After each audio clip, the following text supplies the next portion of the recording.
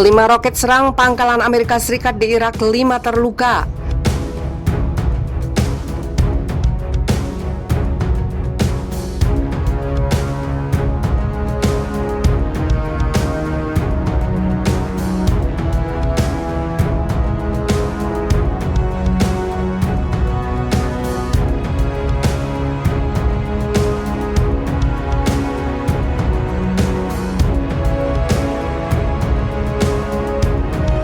Serangan 5 roket ditembakkan ke pangkalan udara Amerika Serikat melukai 2 kontraktor asing dan 3 tentara Irak. Serangan ditujukan ke pangkalan yang menampung tentara Amerika Serikat Minggu 18 April ini adalah serangan terbaru setelah meningkatkan ketegangan antara sekutu Baghdad, Teheran, dan Washington. 2 roket yang ditembakkan ke pangkalan udara Balad Utara, Baghdad, menghantam asrama dan kantin perusahaan Amerika Serikat Seliport, kata sumber keamanan kepada AFP. 2 kontraktor asing dan 3 tentara Irak terluka, jelas sumber itu. Hingga saat ini tidak ada pihak yang mengaku bertanggung jawab atas serangan itu, tetapi Amerika Serikat kerap menyalahkan faksi-faksi Irak yang terkait dengan Iran atas serangan semacam itu terhadap pasukan dan diplomatnya. Amerika Serikat menempatkan pesawat tempur F-16 di pangkalan udara Balad. Beberapa perusahaan pemeliharaan hadir di sana mempekerjakan staf Irak dan asing. Setidaknya ada sekitar 20 serangan bom atau roket terhadap kepentingan Amerika, termasuk pangkalan yang menampung tentara Amerika Serikat sejak Presiden Amerika Serikat Joe Biden menjabat pada Januari. Puluhan serangan lain terjadi sejak musim gugur 2019 di bawah pemerintahan Donald Trump. 2 orang Amerika dan seorang warga sipil Irak tewas dalam serangan semacam itu sejak akhir 2019. Seorang warga sipil Irak yang bekerja untuk sebuah perusahaan yang memelihara jet tempur Amerika Serikat untuk Angkatan Udara Irak juga terluka dalam satu serangan.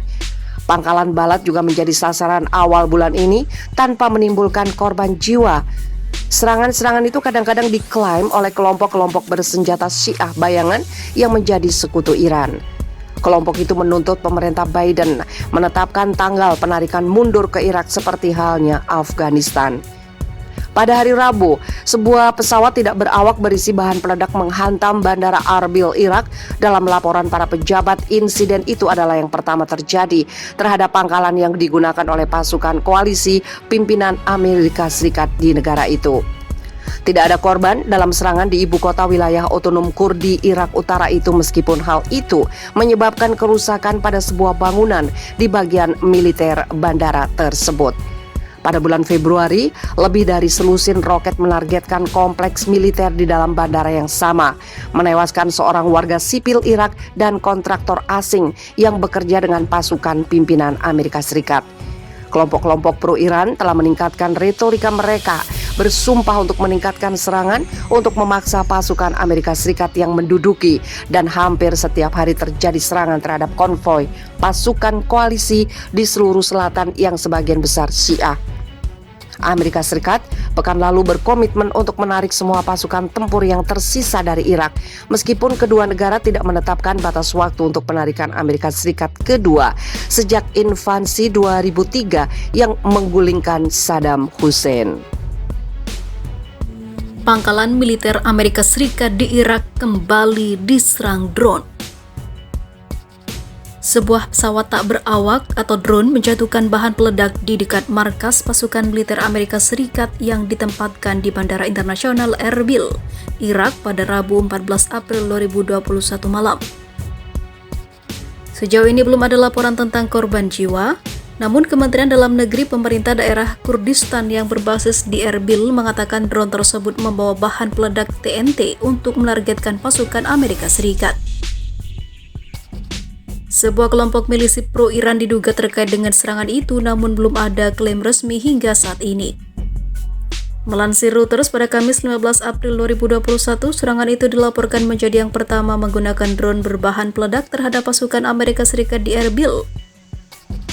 Sebelumnya, rentetan serangan roket menghujani pangkalan-pangkalan yang menampung pasukan dan juga kedutaan besar Amerika Serikat di Baghdad yang diduga dilakukan oleh milisi pro-Iran.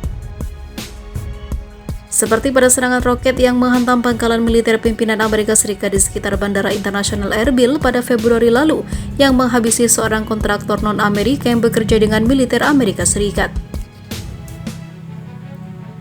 Pejabat keamanan Irak mengatakan, sesaat sebelum serangan hari Rabu di Erbil, setidaknya 2 roket dilaporkan mendarat di dekat pangkalan di sebelah barat kota yang menampung pasukan Turki, yang juga menghabisi seorang tentara Turki. Turki diketahui juga memiliki pasukan di Irak, baik sebagai bagian dari kontingen NATO serta untuk menyerang militer separatis Kurdi di utara. Milisi pro-Iran sangat menentang kehadiran Amerika Serikat maupun Turki di sana dan menuntut penarikan penuh semua pasukan asing. Amerika Serikat sendiri terkadang menanggapi serangan udara dengan serangan balik, termasuk di perbatasan Irak-Suriah, seperti serangan udara yang diperintahkan oleh mantan Presiden Amerika Serikat Donald Trump, yang juga menghabisi komandan utama Iran Qasem Soleimani pada Januari 2020 lalu hingga sempat memicu konflik skala penuh. Sementara itu, Turki protes Amerika Serikat rutin kirim kapal perang ke Laut Hitam, Rusia berikan sindiran. Militer Amerika Serikat dikabarkan rutin mengirim kapal perangnya ke Laut Hitam. Hal tersebut sontak membuat Turki geram dan melayangkan protes. Dilaporkan Kementerian Luar Negeri Turki, Amerika Serikat bahkan hadirkan kapal penjelajah dan kapal perusak sejak akhir bulan lalu ke Laut Hitam. Kapal-kapal perang Amerika Serikat itu akan tetap berada di Laut Hitam hingga 4 Mei 2021 mendatang, kata Kementerian Luar Negeri Turki. Pengakuan saksi mata menjelaskan kapal-kapal Amerika Serikat bahkan telah melewati Selat Bosphorus Turki. Ia juga mengatakan kehadiran Amerika Serikat dan NATO di Laut Hitam semakin meningkat pada awal tahun ini. Sejak Joe Biden menjabat sebagai Presiden Amerika Serikat, Wakil Menteri Luar Negeri Rusia Alexander Grishko menyindir militer Amerika Serikat yang meningkatkan aktivitas militernya di Laut Hitam.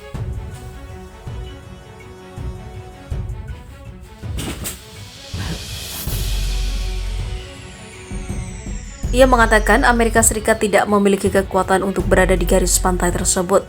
Selat Bosphorus yang menghubungkan Mediterania dan Laut Hitam sendiri telah diberikan kepada Turki. Berdasarkan kesepakatan Montreux di tahun 1936, namun juru bicara Pentagon John Kirby menjelaskan hal tersebut tidak perlu diperdebatkan mengingat aktivitas tersebut bukanlah hal yang baru. Justru mengatakan bahwa Rusia atau Amerika mengatakan bahwa Rusia lebih banyak mengumpulkan pasukan di perbatasan timur Ukraina sejak tahun 2014. Ketika hendak merebut Crimea dari Ukraina dan juga mendukung separatis pro-Rusia di kawasan Donbas timur Ukraina.